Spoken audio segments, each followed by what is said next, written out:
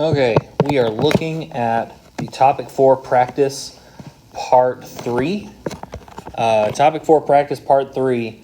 And so here's the problem that we're going to run into in this video is that some of y'all's the order of the questions on this quiz, it goes in a randomly selected order, okay? It should all be the same questions, but it's not going to necessarily be in the exact same order.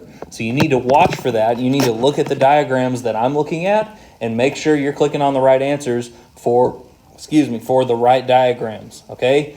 If you click all the same answers in the same order, it's probably going to have a whole bunch of wrong answers, okay? So you need to watch out for which question you're working on before you get to this.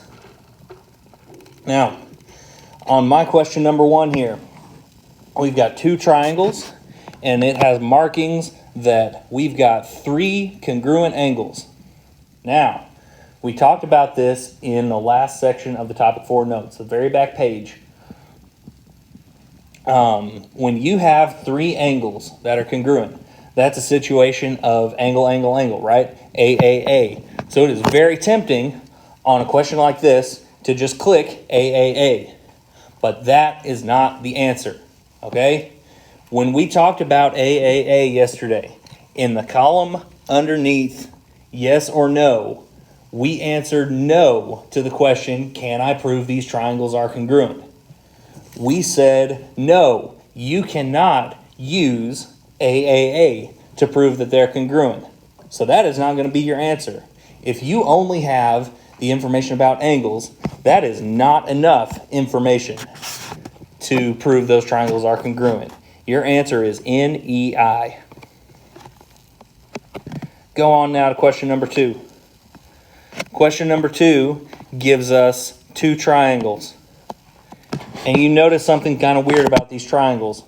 First off, AC and DF, those 2 sides are marked congruent. Angle C and angle D are marked congruent. Angle A and angle E are marked congruent. Y'all, in the triangle on the left, we've got an angle side angle set up. In the triangle on the right, we've got an angle angle side. That's not even the same diagram going from one triangle to the other. That is not the same pieces of information. That is not at all helpful to us. This right here is another not enough information.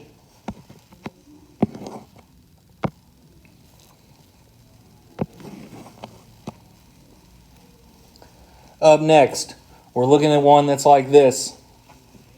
We've got EP and ER marked congruent. That's good stuff. We've got the angles up at the top. Okay, a lot of people have been thrown off by this before. Both of those angles only have one arc. Okay, only one ring going through those angles. That means they're congruent. I know they're in different positions, but they still are congruent because they only have one ring. So, one of the things you got to recognize is that when you have a line going through your shape like this, you have to recognize that EF is part of both of those triangles. That side in the middle, that is one of your congruent sides. So when we're looking at this, we have an angle, we have a side, an angle, and a side that are congruent. This is SAS.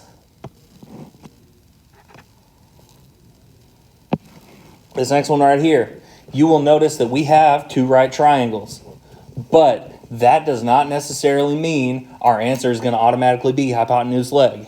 And yeah, it's true that HL, you have to have right triangles, but just because you have right triangles, that doesn't automatically mean it's HL. Okay, in this situation, we have angle Q and N, we have side MN and OQ, and we have angle O and angle M that are congruent to each other. That is an angle side angle. You'll notice that we've got 2 angles, and the side that is in between those 2 angles are the ones that are congruent. That is ASA.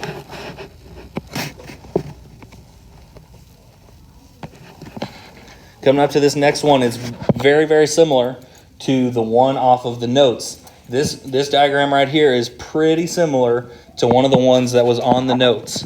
This is a situation where you have 2 sides and 1 angle, except the angle is not in between. Okay? This is an SSS. setup that we have right here. So the question is this: is SSA enough to prove congruence? And on those notes, we wrote no. That is not enough to prove congruence. So what that tells us is that when we run into this, the answer is not going to be SSA. It's going to be not enough information.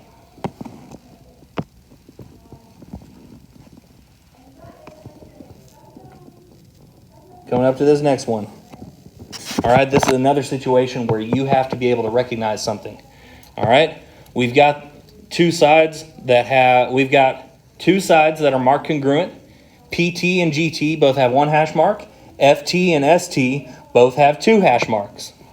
We have to recognize that right in the middle of this picture, right around point T, we've got vertical angles. Remember that vertical angles are the ones that are directly across from each other when you have two lines that make an X.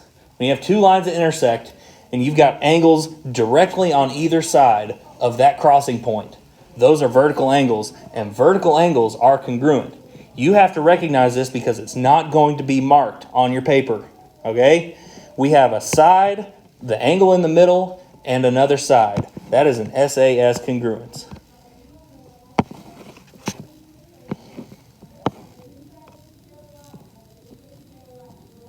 Number 7, we've got another set of right angles. So does that mean our answer is going to be HL? Well, let's look at the information that we have, okay? Remember that if you are going to use HL, you have to have some kind of information about the hypotenuse. The hypotenuse on these triangles, the stuff that's on the outside over here, there are no congruence markings. There is nothing that we have that says anything about the hypotenuse of those triangles. We only have the right angle, we have the sides of the triangles that are on the bottom, and we have the side in the middle, the part that they share, the part of this figure that they share. That is one of our congruent sides. So we have a side, we have an angle in between, and we have the other side. That is another SAS.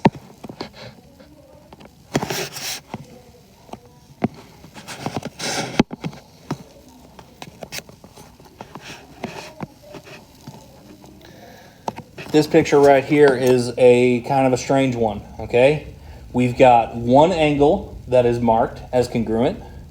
One of them is at the top, one of them down at the bottom. We've got one matching pair of angles. We have one side that's the same. The only reason we know that one side is the same is because it's right there in the middle. Remember, if there's a line cutting through your shape, that is a congruent side. So when you have one angle and one side, you got to think about this. On that entire list of theorems that we looked at in the last section of the notes, are there any of them that only have one angle and only have one side? And the answer is no. All of those theorems had 3 pieces of information with them. All of them did. And so that means if we only have 2 pieces of information, that is not enough. There's another NEI. This one right here, we've got 2 sides that are marked, and we've got one side that they share. Remember, if they're sharing a side, that's one of your congruent sides. So if we've got 2 marked and one that they share, that is SSS.